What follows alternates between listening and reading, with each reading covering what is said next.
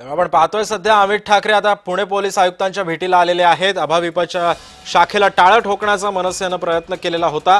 मनसे कार्यकर्त्यांवरती गुन्हा दाखल करण्यात आलेला होता आणि याच पार्श्वभूमीवरती सध्या अमित ठाकरे आता पुण्यामध्ये दाखल झालेत। पुण्यामध्ये पोस्टरवरून मनसे आणि अभाविपमध्ये वादाची ठिणगी पडलेली होती। मनसेची शाखा होती आणि मनसेच्या शाखेवरती अभाविपनं काही पोस्टर्स लावले होते आणि त्याच्यावरून हा वाद निर्माण झालेला होता। मनसे कार्यकर्त्यांवरती आता गुन्हा दाखल झालेला आहे। अमित ठाकरे सुद्धा पुणे पोलीस आयुक्तांच्या भेटीला आता तिथे दाखल झाले। थेट दृश्य आहेत पुणे पोलीस आयुक्तालयातली।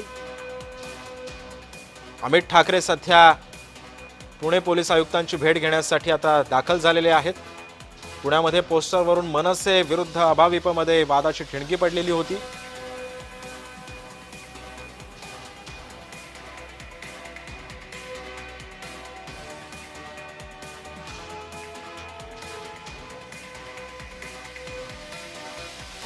या संदर्भामध्ये अधिक माहिती देतात आमचे प्रतिनिधी रोहन कदम सध्या आपल्या सोबत आहे। रोहन, सध्या काय घडतंय? अमित ठाकरे आणि पुणे पोलिसांसोबतचा काय संवाद साधला जातोय आणि सध्या या वादावरचे काय अपडेट्स आहेत?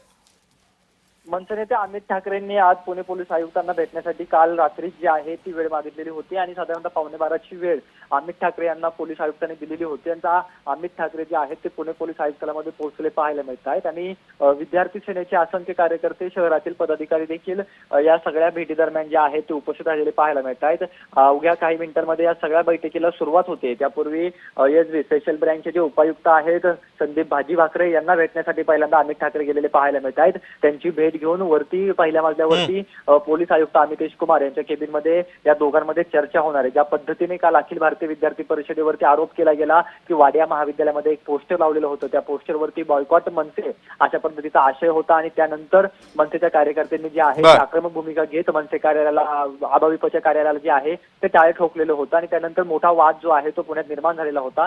त्या पार्श्वभूमीवरती ते पोलीस आयुक्तांना भेटणार आहेत। त्याचबरोबर पुण्याची वाढती गुन्हेगारी जी आहे त्यावरती देखील या सगळ्या बैठकीमध्ये चर्चा होऊ शकते। ज्या पद्धतीने निलेश घायवळचं प्रकरण सुरू आहे, घायवळ कुटुंबियांचं सगळं प्रकरण सुरू आहे, आंदेकर टोळी पाहायला मिळाली होती, कोमकर टोळी होती, या सगळ्यामुळे पुण्याची बदनामी जी आहे ती मोठ्या प्रमाणामध्ये गुन्हेगारांमुळे खरं रोहन, त्यामुळे आता या सगळ्या पार्श्वभूमीवरती पोलीस काय निर्णय घेतात हे सुद्धा पाहणं महत्त्वाचं ठरणार आहे। धन्यवाद तुम्ही दिलेल्या अधिक माहितीबद्दल।